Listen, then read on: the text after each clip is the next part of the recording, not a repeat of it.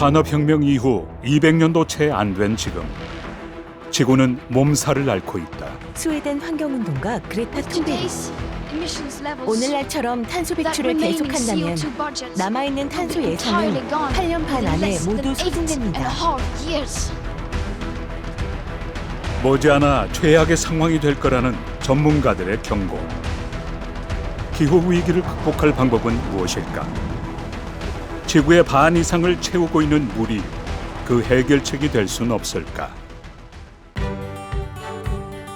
물에 살며 물을 살리는 사람들의 이야기. 그 비결을 알아본다. 타이틀: 지속 가능한 물의 미래.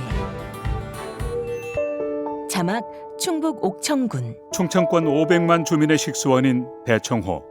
호숫가에 구명조끼를 입은 사람들이 모여 있다. 이곳에 주기적으로 모이는 사람들이 있다. 특수구조단 고무보트가 다가온다. 우리 수위가 높아지면서 쓰레기들이 일로 몰렸고요. 작년에도 좀 모였던 쓰레기들이 산에도 많고 물에도 많아요. 못이라든가 집으실 때 찔리지 않게 주의하시고, 안전상에 조금 답답한 면이 있어도 조끼는 꼭 착용해 주시기 바랍니다. 상류에서 떠내려온 갈대, 플라스틱 등 연평균 3만 톤의 쓰레기가 쌓이는 대청호를 깨끗하게 하기 위해 주민들이 모인 것이다. 잠수복을 입은 사람들이 물에 들어가 쓰레기를 치운다. 물이 금방 깨끗해지는 것 같아요. 깨끗하네. 사람들이 호숫가 나무와 고무보트를 밧줄로 연결한다.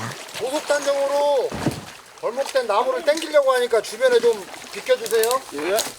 폐목이 물에 담궈지면 녹조의 원인이 돼요. 부패가 돼서. 그래서 이 폐목을 너무 위험한 상태라 우리 배로 한번 끄집어내는 작업을 한번 해보겠습니다. 비와 바람에 기둥이 부러져 수명이 다한 나무는 크기와 무게가 상당하기 때문에 배를 이용해서 끌어당겨야 한다.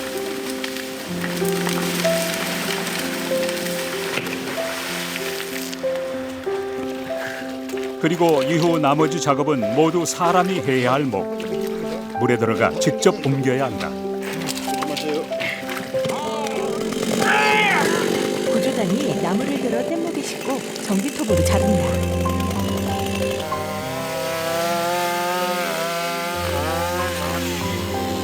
이게 밑으로 가라앉으면서 부패가 돼요. 부패가 되면서 여러 가지 쓰레기하고 번복돼가지고 녹조의 발생 원인이 되고 있습니다. 그래가지고 나무를 계속 저희들이 금강협동조합에서 수거를 하고 있고요. 지금 여기 보시면 금강협동조합 김태원 반장이 쓰레기 수거가 끝난 호숫가를 가리킨다. 이게 늪처럼 번복됐던 물이 나무라든가 폐 쓰레기를 건지니까 물이 숨쉬는 게 느껴져요. 너무 깨끗해지고 냄새도 안 나고, 같이 이렇게 골짜기에 있는 거 이제 모였던 쓰레기들을 항시 협동조합에서 이렇게 많은 인원들이 힘을 써가지고 대청호를 깨끗하게 만들고 있습니다.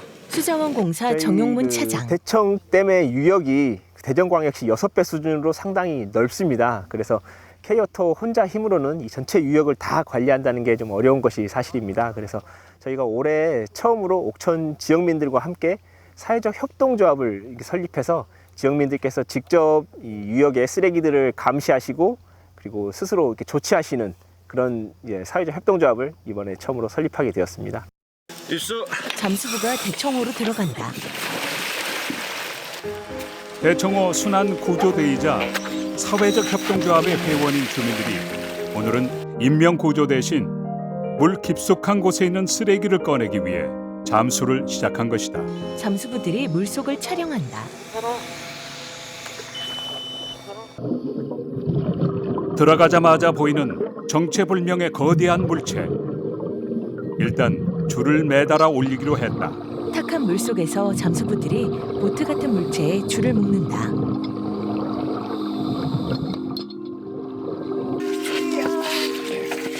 이거 잡아주세요. 잡수고 도와주세요. 그냥 내비두시고. 여럿이 힘을 합치자 겨우 모습을 드러내는데 이거 실체는 뭔가요, 이거? 지금 수중에 들어가 봤더니 누군가가 못 쓰는 제트스키를 모래주머니로 묶어갖고 침수를 시켰어요. 그리고 의도적으로. 예, 2대를 발견해가지고 저희들이 배로 견인 작업을 실시하겠습니다. 수중 쓰레기 수거는 특수 자격증이 있어야만 할 수 있는 고난도의 작업이다. 대청호 순환 구조대. 저희들이 이제 위험하긴 한데요. 평소에도 대원들이 훈련을 하고 있어요. 훈련을 하고 있는데 혼자 다니면은 위험한데 짝다이빙에 해서 대원들이 어떠한 조금이라도 이상이 있으면은 저희들이 이제 바로 조치를 취할 수 있게끔 항시 훈련을 하고 있고요. 좀 안타까운 부분은 수중에 있는 쓰레기들은 잠수부들이 들어가지 않으면 절대 건져내지 못해요. 배나 보트 같은 경우는 재질 자체가 유리섬유라 100년이 넘게 썩질 않아요. 근데 이제 저기 이제 부식되면서 혹시나 부식되면서 각종 화학물질을 발생하는 주 원인입니다. 유리섬유 FRP. 배를 끓을 때 보면은 2대를 이제 건지거든요. 그때 이제 보면 저희들 마음도 깨어납니다. 산업 폐기물부터 폐비닐, 정체불명의 각종 쓰레기까지 봉사활동으로 작년에 물속에서 건져낸 양만 13톤. 올해부턴 협동조합에서 정기적인 활동을 하기 때문에 그 양은 더욱 늘어날 것으로 보인다. 구조대 보트가 쓰레기를 가득 실은 뗏목을 끌고 간다. 호숫가에서 구조대원들이 쓰레기를 끌어당긴다. 그래도 대청호가 좋아지는 게 하루가 다르게 느껴져 보람이 있다는 주민들. 이날 하루 육상과 수상에서 수거한 양은 총 5톤이었다. 일주일에 한 번 모일 때마다 5톤 지게차를 가득 채운다는데 전에 비하면 이것도 많이 줄어든 것이다. 수자원 공사 대청댐 지사 정용문 차장. 예년 대비 한 쓰레기는 한 79% 좀 저희가 좀 줄어드는 것으로 좀 보고 있고요. 더불어 이제 상수원 관리에 있어서도 이런 쓰레기들이 계속 쌓여 있으면은 부패되고 상수원 수질 오염에 이제 문제가 생길 수 있는데 이런 부분들도 주민들이 먼저 나서서 이렇게 조치를 해주시니까 상당히 상수원 수질 관리에도 많이 도움이 되고 있습니다. 대청호와 이어진 물줄기가 농촌 마을을 따라 길게 이어져 있다. 대청호 인근 또 다른 마을 이백리에도 지역에 대한 애정과 자부심이 남다른 사람이 있다. 아주 집 앞에 사니까 이거 이제 관리를 하죠. 낚시구들 오면 뭐 쓰레기 같은 것도 좀 수거하라고 간다든지 늘 이렇게 보니까 뭐 이제 이런 잡초도 있으면 좀 제거도 좀 해주고. 넓은 평지에 2-3m 높이의 나무들이 가득 심어져 있다. 나무들이 열맞춰 조성돼 있는 이 숲은 과거 댐 홍수토로 방치됐던 곳이었다. 댐 홍수터가 그래픽 지도에 빨간 선으로 표시된다. 이제 댐 홍수터는 홍수 시에 물을 담는 토지입니다. 그러다 보니까 평상시에는 이렇게 노출이 되어 있어서 무단으로 경작을 하시는 분들이 이제 발생을 하고 있고요. 그래서 이제 그런 무단 경작으로 인한 또 뭐 비료나 농약 등을 사용하기 때문에 그런 부분들이 이 대청호 수질에 많은 악영향을 주고 있었습니다. 무단 경작과 농약 사용으로 대청호를 힘들게 했던 댐 홍수터에 한국수자원공사가 숲을 만들었고 주민이 직접 관리하도록 한 것인데 지역민들의 쉼터가 되는 동시에 대청호로 흘러들어가는 물을 정화해 주는 게 장점이다. 수자원 공사 김은자 부장. 지금 보시면 포플러가 열을 지어서 식재가 되어 있는데요. 이 포플러 나무와 나무 사이에는 지하 침투관이 지나고 있습니다. 그래서 강우시에 같이 오염물질이 이 침투관을 통해서 들어오고요. 그게 이제 그 포플러 나무 뿌리를 통해서 흡수가 되면서 정화 기능을 하게 됩니다. 시간이 지나 숲이 더욱 울창해지면 잎은 그늘을 만들어 경관을 좋게 하고 뿌리는 오염물질을 걸러 배출해 환경 개선에 보다 큰 역할을 하게 될 것이다. 대청호를 살리려는 사람들의 손길은 대청호를 끼고 흐르는 금강의 물길까지 이어진다.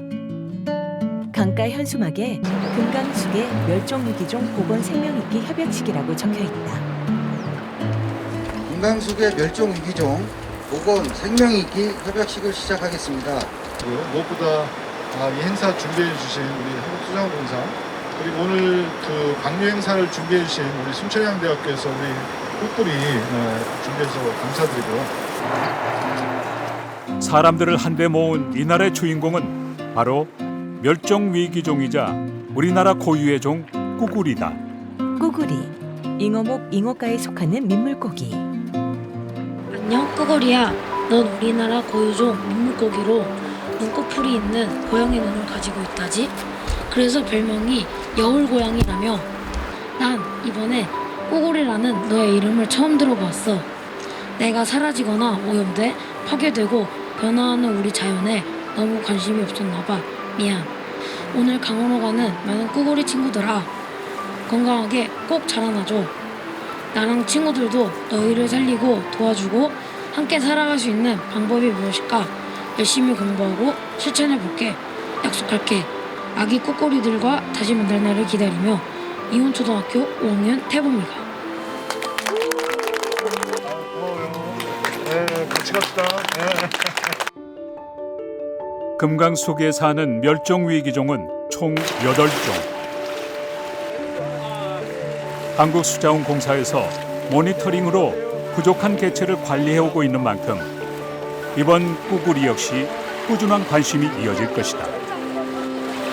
강에다가 쓰레기를 버리지 않고 물고기를 잡지 않으면 꾸구리는 살 수 있을 것 같아요. 꾸구리 지켜주려면은 여기에다 쓰레기를 많이 버리지 않고 물이 오염되지 않게 조심해야 돼. 환경 파괴 멈춰! 꾸구리야 되돌아라! 아이들이 꾸구리 치어를 금강에 방생한다.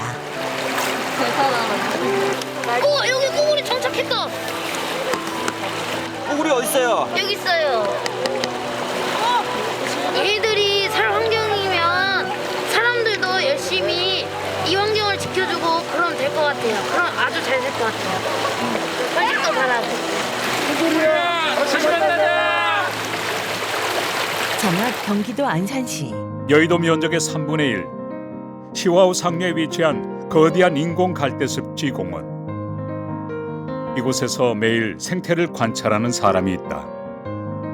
시와우 환경지킴이 최종인 씨. 최종인 씨가 갈대습지 옆 오두막으로 들어간다. 여기에서 쌀 촬영도 있어요. 여기 쪽 평균 쪽으로 찾아온 거는 평균적으로 8마리 이상이 돼요. 자기 한 가족하고 이제 전체로 한다고 그러면은 한 16마리가 평균적으로 와요. 이 습지를 터전 삼아 자리 잡은 수달 가족부터 너구리, 고라니, 그리고 사까지 도심에서 보기 드문 다양한 동물들을 만날 수 있는 곳이기 때문이다. 최종인 씨가 오두막 안에서 망원경으로 습지를 관찰한다. 여기 이제 갈대습지에서 이제 물을 이제 정화를 해서 마지막 나오는 토구예요. 토구에 이제 물만 흐르라고 해놨는데 수달이 이제 이 토구를 통해서 이제 수달이 저 안에 가서 쉼터가 있어요. 그래서 겨울 되면 거의 다 들어가요. 추우니까 들어가는 거예요. 춥기도 하고 거기 토구 속에는 아무도 못 들어가잖아요.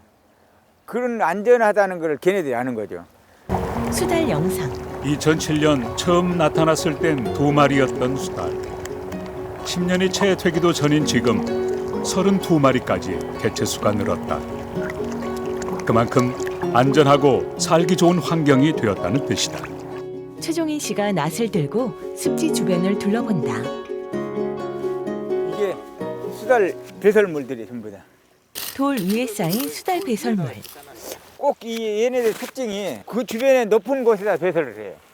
그래가지고 자기 가족이라고 그러면은 한 가족이 왔다는 걸 냄새로서도 자기네들이 인지를 하게 돼요. 요거는 이제 수달이 이렇게 모래 목욕을 뒹굴고 하는 장난은 굉장히 많이 해요. 그래서 이렇게 모래턱을 하나 이렇게 만들어 놓은 거예요. 최종인 씨가 낫으로 모래를 일군다. 곳곳에서 체감할 수 있는 놀라운 자연의 회복력 뿐만 아니다. 녹조라고 사람들이 민원이 많이 들어오거든요. 이게 오리들하고 잉어들이 가장 좋아하는 개구리밥. 그물처럼 촘촘한 녹조식물을 집어든다. 이게 뿌리가 다 연결됐어요. 이렇게. 이거예요. 다 살아있는 생명이에요. 이게 이렇게 미세하게 뿌리가 다 박혀 있어요. 이렇게. 근데 습지도 옛날에는 녹조가 많이 생겼거든요. 근데 이 개구리밥이 딱 자리 들어오고 난 뒤로부터는 녹조가 싹 사라져 버렸어요. 이야, 이게 머리카락도 이렇게 안 번졌을 거야, 막 뿌리가. 이 작은 생명이 잎이. 백조들이 호수 위를 헤엄치고 있다. 크고 작은 생물들이 살아 숨쉬고 해마다 다양한 철새가 찾아오는 지금 최종희 씨는 이 모든 변화가 기적 같다고 말한다. 시아오는 옛날에는 간장 색깔, 우리가 이 간장 색깔하고 똑같았다.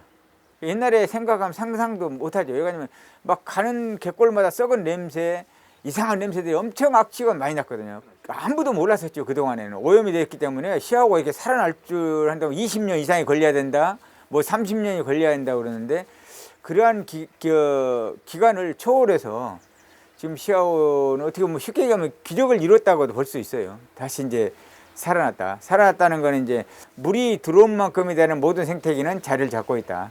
과거 시화호 영상. 1987년 오해도에서 대부도까지 이어지는 초대형 방조제 공사가 시작됐다. 목적은 국토 확장과 농업용수 확보를 위한 담수호를 만드는 것. 94년 완공됐고 그 결과는 참담했다. 인공적으로 조성된 거대한 시화호에 하천에서 흘러온 각종 폐수가 쌓이며 생물이 살 수 없는 죽음의 호수가 된 것이다. 하얀 거품이 가득한 과거 시화호. 정부는 오염이 심각했던 시화호를 바닷물이 드나드는 해수호로 유지하기로 하고 기존의 담수화 계획을 백지화했습니다. 수천억 원의 국민 혈세가 들어간 시화호 담수화 사업이 결국 백지화됐습니다. 2001년 바닷물과 호수물이 오갈 수 있는 수문을 만들어 해수 유통을 결정했고 지금에 이르렀다. 현재 수문이 있는 시화호 전경. 지금 바다 쪽에서 보고 계시는데요. 이쪽부터 1호기부터 10호기까지 발전기 10대가 설치가 되어 있고 그 건너편에 수문 8문이 설치가 되어 있습니다. 시화호의 소수 용량은 2억 8,200만 톤인데 또 수문을 통해서 하루에 유통하는 양은 1억 4,700만 톤입니다. 그래서 이틀에 한 번꼴로 시화호의 물이 바닷물과 순환이 되고 있다, 그렇게 보시면 되겠습니다. 밀물이 들어올 땐 수문을 열어 바닷물을 호수로 유입하고 썰물 때는 호수물을 바다로 내보내는 형식. 수문은 하루에 2번 열리게 되고 그 하루 동안 시화호 전체 용량의 절반이 유통되는데 매일 50분씩 달라지는 지구의 자전 주기와 조석 주기의 차이 때문에 수문을 여는 시간은 매일 달라진다. 한국수자원공사 곽희진 부장. 수문을 임의로 개폐할 시에 시화호 수위 관리에도 문제가 발생하고 시화호 주변에 침수 피해가 발생할 수 있기 때문에 저희가 계획된 일정을 따라서 수문 자동운전 AI 시스템으로 조율을 예측하고 또 적정 시점에 수문이 열리고 닫히도록 하고 있습니다. 바닷물의 높이는 실시간으로 변하기 때문에 이를 예측하는 알고리즘을 탑재한 자동운전 시스템으로 한층 정확하게 운영되고 있다. 수문 개방 준비되었습니다. 개방하도록 하겠습니다.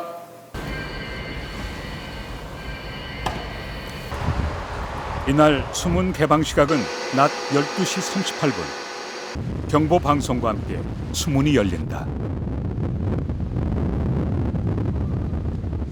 수문을 열거나 이럴 때는 저희가 바다 쪽과 호수 쪽에 경보 방송을 실시를 하고 있습니다. 그래서 경보 방송은 1시간 전, 30분 전, 20분 전, 그다음에 가동 중에 이렇게 해서 저희가 경보 방송으로 외부에 이렇게 알려주고 있습니다. 거대한 물의 흐름으로 바다와 호수의 경계가 열리면 서로의 생태계도 어우러지게 된다. 해수가 유통된 상황들을 저희가 모니터링 할 수 있는 그런 설비가 되겠습니다. 그래서 영동 상소량부터 해가지고 수온 염분까지 저희가 실시간으로 모니터링을 하고 있습니다. 그리고 저희가 이런 데이터들은 바다와 호수 쪽에 설치되어 있는 각종 해양 레이더와 관측 부위, 조이개들을 통해서 저희가 데이터를 받고 이 부분들을 시뮬레이션 해가지고 이렇게 표시를 하고 있습니다. 바닷물과 호수물이 주기적으로 섞이고 있는 시화호. 얼마나 좋아졌을까? 시화호 위의 배. 예, 니트킨 채숙이라고 해서 해양 수질을 하고 그다음에 식물 플랑크톤 할 때 저희 물을 채수할 때 쓰는 장비입니다. 현장에서 온도라든지 뭐 pH라든지 그다음에 염분, 용존산소 농도를 확인할 수 있는 장비입니다. 저희가 뭐 한 달에 한 번 아니면 뭐 분기 뭐 3개월에 한 번씩 저희가 조사를 합니다. 수질의 그 변동, 뭐 수질 현황을 볼 수 있고요. 그리고 뭐 저희가 환경영향 평가부터 지금 사후까지 해서 지금 장기간 이제 모니터링 하고 있거든요. 그래서 그 결과를 뭐 수질이나 퇴적물 그다음에 해양 동식물상의 그 변동이나 뭐 현상을 보고 있습니다. 한국수자원공사에서는 시화호의 생태계를 주기적으로 모니터링하고 있다. 검시관이 시화호 물을 채수한다. 근데 지금 아까 저층을 뜬 거고요. 네네네. 저층이 이제 7m 정도 되니까 그 밑에서 약간 1m 정도 위에 한 6m 정도에서 채수를 한 거고요. 다음은 이제 표층을 뗄 겁니다. 채수 지점을 각각 다르게 하면서 위치별로 해양 수질, 퇴적물, 동식물을 채취하는 방식이다. 드넓은 시화호 한가운데서 채수가 진행된다.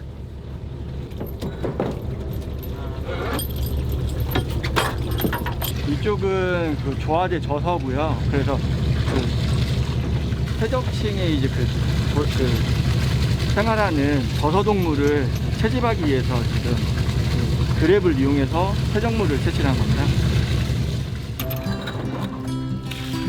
조화대는 썰물 때도 물이 빠지지 않고 항상 잠겨 있는 부분으로 여기 사는 저서 생물부터 어란, 자치어, 플랑크톤까지 꼼꼼하게 채취해 조사하게 된다.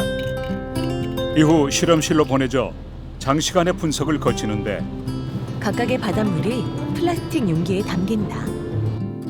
그 결과 해수 유통 이전과 비교했을 때 시화호의 수질이 눈에 띄게 좋아졌다는 결과를 얻었다. 매년 낮아지고 있는 화학적 산소 요구량 수치들. 화학적 산소 요구량이 COD라는 지표가 있습니다. 그래서 COD 수준으로 봤을 때 시화호가 수질오염이 아주 최악으로 치달았던 97년도에는 약 17.4ppm까지 상승을 했는데 현재에는 방조제 물막이 공사를 하기 이전 수준인 한 2ppm 내외를 유지하고 있고 또 그 수준을 앞으로도 계속해서 유지할 것으로 저희는 기대를 하고 있습니다. 해수 유통으로 수질이 개선되고 갯벌이 복원되면서 조개와 게 등 저서 생물이 살아났고 새와 육상 동물이 돌아왔다는 것이다. 환경부 발표 자막. 시화호 주변 생물 증가. 막혀있던 그 방조제가 열리면서 물이 유통되면서 자연스럽게 시화호의 수질도 개선되고 또 더불어서 그 물이 흐름이 생기면서 갯벌 쪽도 살아나고 그 갯벌에 다양한 생물들이 서식하게 되고 또 그런 생물들을 또 먹이원으로 하고 있는 육상의 다양한 생태계가 되살아나면서 일종의 하나의 새로운 생태계가 조성된 상태입니다. 시화호의 생태계 회복. 어린 시절 어족이 풍부했던 고향을 기억하는 윤영배 씨에겐 감회가 남다르다. 윤영배 씨가 삼지창으로 갯벌을 판다. 자, 여기도 이렇게 나오나 한번 파볼게요. 요거 있죠? 요거 한우에 파니까 나오잖아요. 요게 까무라기라고도 하고 모시족이라고도 하는데 이게 나온 거예요. 요게 보세요. 요거 한우에 벌써 나오잖아. 그러니까 그만큼 여기가 뭐 복원이 잘 됐다는 거예요. 갯벌에서 판 모시조개들. 그냥 이 변화가 감사하기만 하다.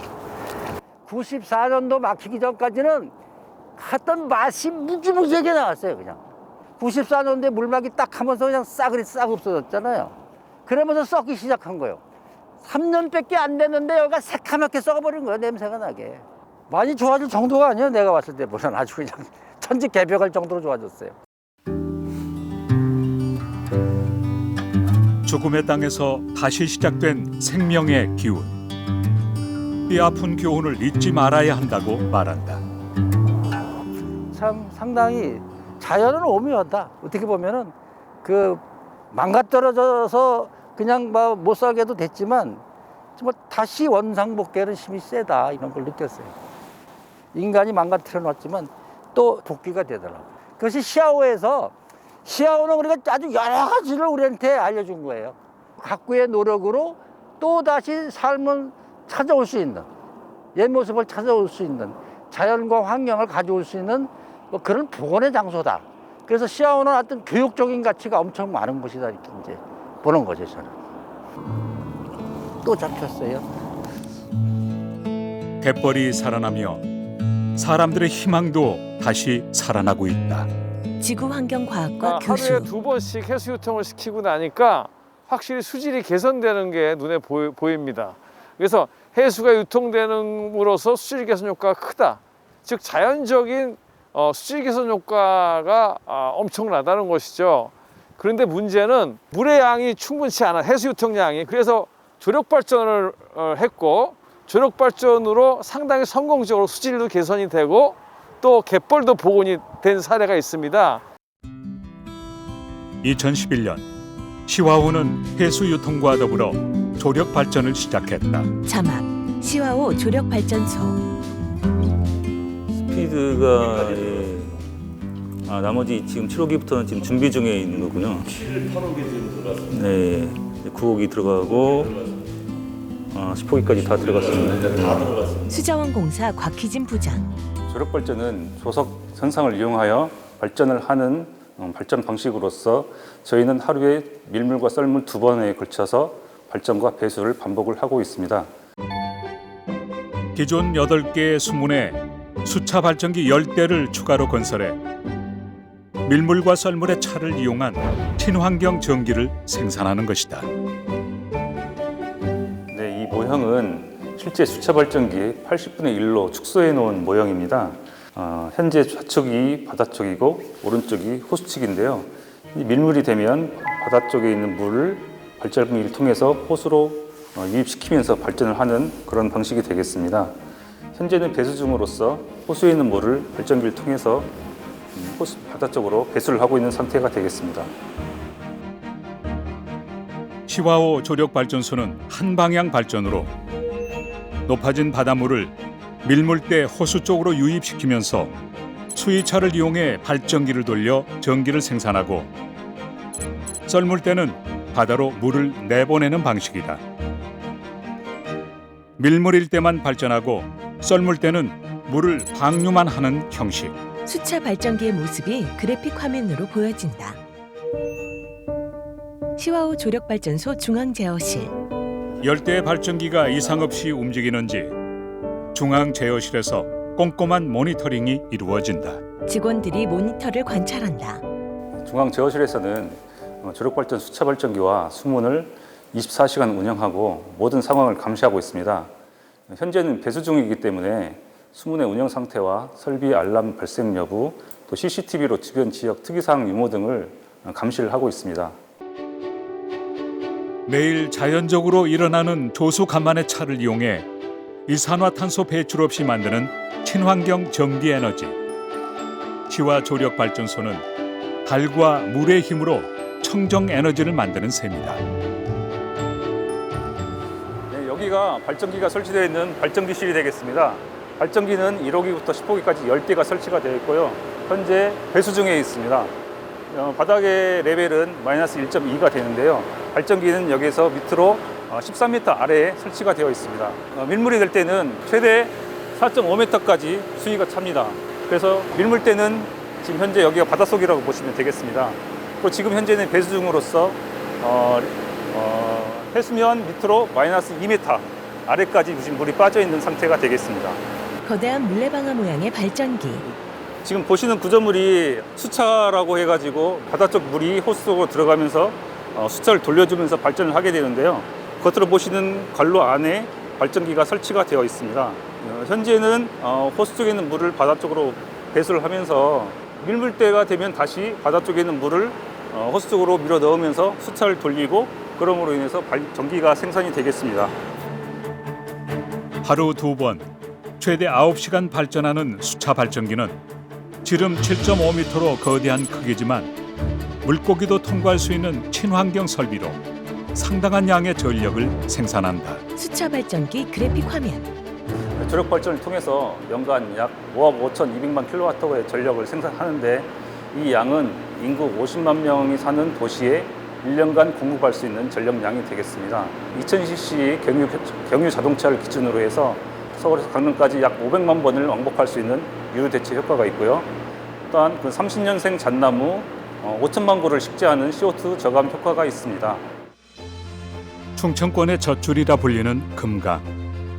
금강을 제대로 배우고 또 즐기기 위해 학생들이 금강물길 생태 캠프에 참여했다. 한국수자원공사 교육장. 케이오터에서 어떤 방식을 사용해서 친환경 에너지를 만들어낼까요? 다양한 방법이 있지만 오늘은 학생하고 같이 수력 발전의 원리에 대해서 이해해보는 시간을 가질 거예요. 첫 번째는 수차 발전기 만들기. 물을 이용해 전기를 만드는 수력 발전을 배우는 것이다. 발전기 모형을 만드는 아이들. 물이 물레방아를 돌리면 콘센트 없이도 LED에 불이 켜진다는 걸 직접 깨치면서 금강에 있는 배청댐의 원리까지 이해하게 된다. 학생들이 수차 발전기 모형을 완성한다. 불 잘 들어오는지 확인해주세요. 이게 뭐예요? 이거 수차 발전기요. 물의 힘으로 돌아가서 전기 만드는 그런 기계 같은 거예요. 재밌었고 수력에 대해서 알게 되어서 좀 더 흥미로웠던 것 같아요. 집에서 화장실 안에 수도꼭지로 물 틀어서 흘려보내고 싶어요. 여러분들 전기가 없는 이론 수업을 마치고 시작되는 본격적인 현장 학습. 금강의 생태 속으로 직접 들어가는 시간이다. 한국수자원공사 금강고 관리단장 정태갑 씨. 수자원공사에서는 자라나는 학생들에게 금강의 생태를 오감으로 체험하는 생태 교육을 통해서 아이들의 물의 가치를 이해하고 환경 보호 인식을 가졌으면 하는 마음에서 금강 물길 생태 캠프를 운영하고 있습니다. 중점을 두는 건 아이들이 금강 물길을 따라 걸으면서 자연의 소중함을 느끼는 것. 자, 조금 빠른 걸음으로 갈게요. 오늘은 트레킹을 한다라는 생각으로 아이들이 선생님을 따라 걷는다. 고라니 저기 고라니 있다. 고라니. 풀밭에 고라니. 진짜 어디서? 고라니 있다. 뭐 봤어요? 고라니야. 고라니? 네. 보니까 어땠어? 너무 귀여웠어요. 좀 신기했어요. 이런 조그만 섬에 고라니가 살고 있다는 게 좀 신기해요. 보물찾기 하듯 자연의 매력을 찾는 시간이 이어진다. 아이들이 강가로 내려간다. 자, 고라니는 특징적으로 발자국이 어떻게 표시가 나? 두 개 정도 딱 이렇게 표시가 나. 뭐 있어요? 고라니다. 고라니. 원신이야? 뭐예요? 조개 왜 이렇게 큰 게 어떻게 여기서 나왔어요? 그냥 발견했어요. 어른 손바닥만한 조개 껍질. 열어보라니까 부수면 어떻게 사주나? 장갑 없는 친구. 저요. 의미 있는 활동으로 마무리된다. 플러깅이야. 걸으면서 쓰레기 줍는 거야. 자막 플로깅. 조깅하며 쓰레기를 줍는 환경 정화 스포츠 활동. 아이들이 금강을 따라 걸으면서 쓰레기를 줍는다. 잡지 말자. 아이들은 자신들의 작은 손길 하나하나가 동식물과 함께 살 수 있는 환경을 만든다는 걸 몸으로 배우게 되는 것이다. 친구들은 어떤 생각이 들었어? 쓰레기는 좀 아껴버리자. 쓰레기는 좀 안 버렸으면 좋겠다. 저도 평소에 다른 사람들도 플로깅을 많이 했으면 좋겠어요. 쓰레기를 주우니까 뿌듯했어요. 인사하고 헤어질게요. 차렷. 잘 놀고 잘 배운 하루. 현장에서 생태 캠프를 운영하면서 아이들이 즐거워하는 모습을 보고 오히려 저희들이 더 많은 즐거움과 보람을 느끼게 되었습니다. 앞으로도 더 많은 아이들이 체험할 수 있도록 꾸준히 노력해 나갈 계획입니다. 금강이 품고 있는 건 자연과 생태뿐만 아니다. 산책로를 뛰며 쓰레기를 줍고 동시에 촬영을 하는 사람들, 이유가 있다. 청년들이 플로깅 모습을 촬영한다. 조깅 같은 거 하면서 여기 바닥에 이제 쓰레기 있으면 주우면서 같이 조깅도 하고 운동도 하고 이렇게 겸사겸사 좋은 일도 하고 하는 거예요. 이제 뭐 저희가 지금 대학생인데 이렇게 금강 놀러 오기도 좋고 친구들끼리 산책을 하거나 하기도 좋은 공간에서 보람찬 마음으로 좀 쓰레기 줍고 하는 것을 영상으로 제작해서 SNS나 이런 데에 공유를 하려고 만들고 있습니다. 누구나 자유롭게 쓸 수 있는 편집 스튜디오가 금강에 있기 때문. 청년들이 찍은 영상을 스튜디오에서 편집한다. 뭐가 좋아한다 눈이 안 보이는데. 누군가에겐 꿈을 펼칠 수 있는 곳이고 또 누군가에겐 아름다운 자연을 느낄 수 있는 곳, 그리고 누구나 풍성한 문화를 즐길 수 있는 곳. 다채로운 매력을 품은 금강의 쉼터로 자리 잡고 있는 것이다. 아이들이 문화센터 갤러리를 감상한다. 세종 물문화쉼터는 영상을 편집할 수 있는 금강 오픈 스튜디오와 지역 예술인이 전시할 수 있는 갤러리, 지역 주민을 위한 커뮤니티 공간 및 카페 등 시민들에게 다양한 공간을 제공하고 있습니다. 도심 속에서 강을 바라볼 수 있는 공간이고 접근성이 좋아 많은 시민들이 찾아주고 계십니다. 경기도 시흥과 안산에 정화된 물을 공급하는 시흥 정수장. 수자원공사 김정중 부장이 정수장을 둘러본다. 저 건물이 팔당댐에서 취수한 원수가 처음으로 도착하는 착수정입니다. 그 안에 약품 투입실이 있어서 약품을 넣게 되면 그 다음에 여기가 응집지거든요. 응집지에서 여기 보시면 밑에 그 패들이 지금 돌아가고 있잖아요. 저기 보시면 그 패들을 돌리는 부동 모터입니다. 이거는 그 패들이 돌아감으로써 약품하고 물하고 섞여가지고 부유물질을 미세 플럭을 형성시켜서 다음 공정인 침전지에서 가라앉게 되는 겁니다. 정수의 첫 단계나 다름없는 응집지에서는 약품을 섞는 패들이 멈추지 않고 돌아간다. 지금 여기 이게 24시간 계속 가동을 해야 되거든요. 왜냐면 물 속에 있는 부유물하고 약품하고 계속 그 잘 섞이도록 해줘야 하기 때문에 지금 24시간 계속 돌고 있는 겁니다. 이게 전체 그 보시면은 구동 모터가 굉장히 많이 있거든요. 이게 전기를 사실 안 쓸 수가 없는 거죠. 정수장에서.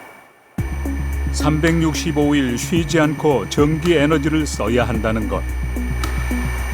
네, 이것은 이게 파동볼이라고 하는데요. 계속 수면을 파동시켜서 스컴 발생을 줄여들여서 소형 생물이 깔따구 유충을 막아주는 역할을 하고 겨울에 동절기 때 침전지가 얼지 않도록 하는 역할도 하고 있습니다. 이 수면 파동볼도 하루 24시간 365일 가동하고 있습니다. 정수를 하는 모든 과정에 필수로 쓰이는 전기 에너지. 그중 가장 많이 쓰이는 곳이 있다. 네, UV 설비동으로 가겠습니다. 근데 왜 위험구역으로 돼 있나요? UV 설비는 그 자외선에 과산화수소를 넣거든요. 이제 과산화수소가 있는 거는 화학약품이기 때문에 그 위험구역으로 선정하고 있습니다. 필수로 거쳐야 하는 UV 설비 공정. 예, 여기는 UV 설비입니다. UV 설비는 자외선에 그 과산화수소를 투입을 하게 되면 강력한 산화력이 발생합니다. 거기에 따라서 물속에 만냄새 물질하고 유기 오염 물질을 제거하는 산화 공정입니다. 깨끗하고 안전한 물을 공급하기 위한 정수장의 핵심 기술이자 전기 먹는 하마다. 이게 지금 램프인가요? 예, 램프 맞습니다. 예, 전체 168개의 램프가 설치되어 있고요. 저희가 송수 펌프하고 UV 램프를 합쳐서 하루에 저희가 4메가와트 정도 전기를 사용하고 있는데 그중 송수 펌프하고 UV 램프 사용량이 한 50%가 지금 되고 있습니다. 만냄새와 유기 오염 물질을 제거하기 위해 꼭 필요한 공정이지만 정수장 전체 전기 사용량의 절반을 차지할 정도로 전기 소모량이 많다. 이처럼 정수 과정 전반에는 전기가 많이 쓰일 수밖에 없는데, 그런데 최근 이곳에서 탄소 중립을 실현했다. 수자원 공사 마당에 설치된 현황판. 네, 이것은 그 시흥 정수장 탄소 중립 현황판입니다.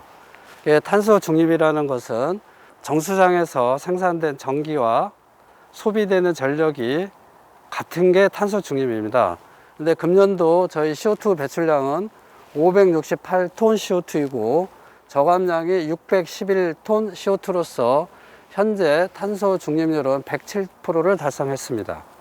넷제로율이 107%입니다. 107%라는 것은 탄소 중립은 발전량과 소비량이 같을 때 그 탄소 중립이라 하는데 저희가 107%를 달성했기 때문에 태양광에서 발전한 발전량이 현재 정수처리 공정에서 사용하는 양보다 더 많다는 것이죠.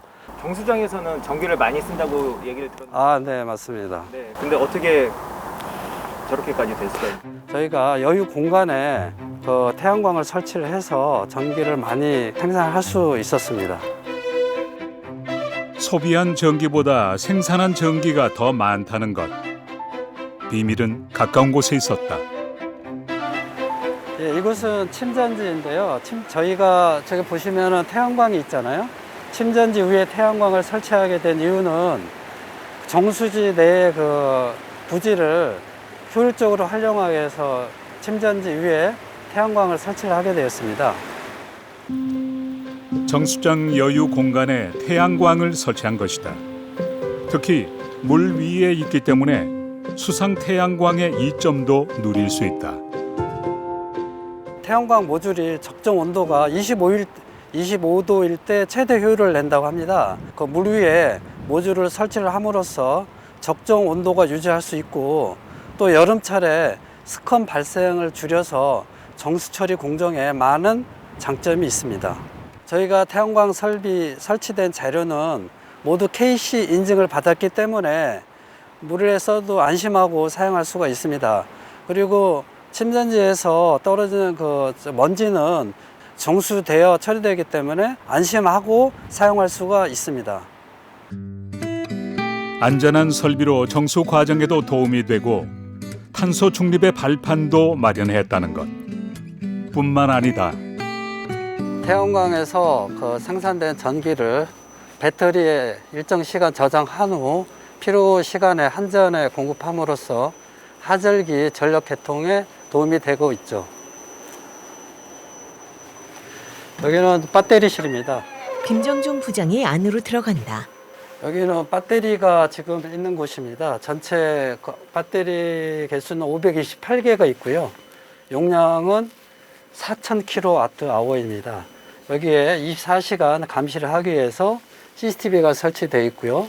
그 다음에 화재실을 대비해서 소화기가 설치되어 있습니다. 이곳은 항원 항습으로 되어 있고 저희 그 근무자가 24시간 제어실에서 감시하고 있습니다. 태양광으로 얻은 에너지를 별도의 공간에 저장까지 해서 전력 소모가 많은 시기에 한전에 공급하고 있다. 에너지 전환 포럼 박사. 탄소 중립을 하려고 하면 이산화탄소를 발생하는 발생원이 화석연료이기 때문에 산업이나 전력이나 수송이나 건물에서 화석연료 사용을 사실상 제로화해야 돼요. 근데 우리의 생활이나 산업이나 수송에는 에너지 없이는 가동이 안 되잖아요. 뭘로 할 거냐. 태양광은 한번 건설하고 나면 뭐 25년, 30년 동안 인위적으로 훼손되거나 뭐 홍수가 나거나 이런 거 아니면 무너질 일이 없고요. 그 다음에 이 자체가 그 수질, 뭐 토양, 대기를 오염시키는 물질이 나오지가 않죠. 그러니까 수명 기간 동안에는 전혀 환경 오염물질 자체가 배출이 없다는 거거든요. 공간을 활용한 친환경 에너지 생산이 탄소 중립 시대의 대안으로 주목받고 있다. 경남 합천군. 더 넓은 공간을 활용하는 곳이 있다. 배 타고 어디 가시는 거예요? 저기 보이시죠? 저기요. 저쪽으로 가고 있습니다. 저기. 아, 저게 뭐예요? 수상 태양광 설비 현장입니다. 국내 최대 규모로 지어진 합천댐 수상 태양광. 특히 지역 주민이 건설 과정부터 직접 참여하고 수익의 일부를 배분받는 걸 목표로 주민과 기업이 상생하는 모범 사례가 됐다. 문 대통령 방문 자료 영상. 대통령님께서 지금 서 계신 곳은 좀 특별한 곳입니다. 여기는 앞으로 우리나라에 있는 댐들의 수력 발전은 국산으로 대체될 수 있는 그런 기반을 마련한 곳이기도 합니다. 지난해까지 농사를 지었던 조재성 씨는 주민 참여형 사업의 일원으로 올해부턴 안전관리를 담당하고 있다. 조지성 씨가 물 위에 드넓게 떠있는 수상 태양광 기계를 점검한다.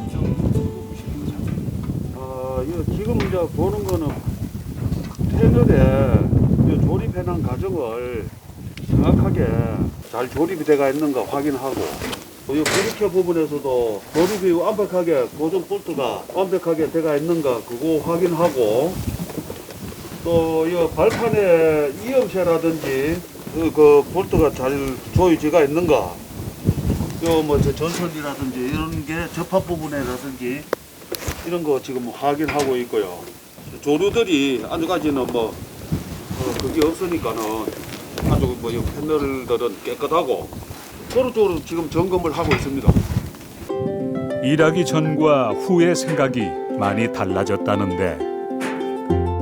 물론 이제 처음에는 조금 이제 이게 좀 우려도 조금 없지 않아 있었는데, 많은 이제 언론도 하고 친환경적으로 모든 것이 이제 그렇게 이루어지고 하니까는 크게 반대 없이 무리 없이 잘 진행됐어요. 환경 친화적인 모든 것이 이루어졌기 때문에 그런 쪽에는 안심하고 있습니다. 주민들의 걱정이 컸던 부분은 바로 환경. 그래서 한국수자원공사는 안전한 수생태계에 신경을 많이 썼다. 거대한 꽃 모양 수상 태양광. 예, 여기 보이는 이것이 수상 태양광 패널, 일명 태양광 모듈이라고 부르고 있습니다. 여기 수상 태양광에 설치되는 모듈 같은 경우에는 나비라든가 이런 중금속을 전혀 쓰지 않는 수도용 기자재 위생 안전 기준에 통과한 제품만 사용하고 있습니다. 특히 이런 수상 태양광 패널은 파손과 같은 최악의 상황을 고려한 시험에서도 유해 성분은 전혀 검출되지 않았습니다. 2011년부터 지금까지 계속 환경 모니터링을 실시해 오고 있습니다. 그 환경 모니터링 항목에 보면은 우리가 수질이라든가 플랑크톤, 저서생물, 어류, 조류 이런 수생태계 전반에 대한 환경 모니터링을 계속 해오고 있는데 현재까지 그 어떠한 환경적인 문제도 발생하지 않았습니다. 계절별, 연도별, 위치별로 수질과 생태계를 모니터링해오고 있는데 지금까지 큰 변화 없이 잘 유지되고 있다는 것. 수상 태양광이 단순한 구조물로 오게 되면은 보기가 좋지 않을 부분도 있었기 때문에 그런 부분들은 저희가 이 매화꽃이라는 조형물로 상징화시켜서 이런 흉측한 구조물이 아닌 어떤 아름다운 조형물로 만들 수 있다는 그런 것들을 설득할 수 있는 걸로 해가지고 지역 주민들이 그런 부분에 있어서 수용을 하게 되었습니다. 합천을 상징하는 매화 모양처럼 자연 친화적인 에너지를 목표로 한다. 합천댐 수상 태양광의 시설 용량은 41메가와트로서 연간 생산할 수 있는 발전량은 56,388메가와트 아워입니다. 이는 연간 약 6만 명이 사용할 수 있는 전력량이고 연간 26,000톤의 온실가스를 감축하는 효과를 갖고 있습니다. 합천댐 인구가 약 4만 3천 명 정도 되거든요. 그렇게 된다면 합천댐 인구 4만 3천 명이 전체 사용하고도 남는 전력량이라고 보시면 되겠습니다. 때론 물 위에서, 때론 물 속에서, 그리고 물을 활용해서 다양한 방법으로 이루어지는 친환경 에너지. 기후 위기를 해결할 주역으로 물이 주목받고 있다. 지구에 희망을 수놓을 수 있는 물의 역할을 더욱 기대해 본다.